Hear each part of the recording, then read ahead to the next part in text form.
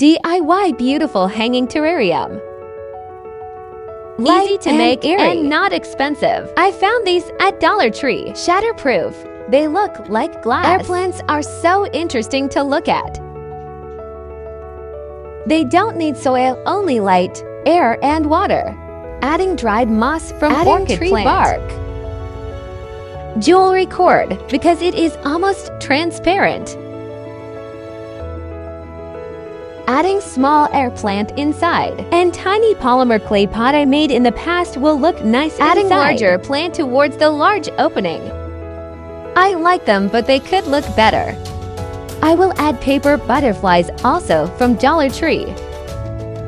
I found a real bird's nest outside. I love it. Follow for more easy, creative, and beautiful projects.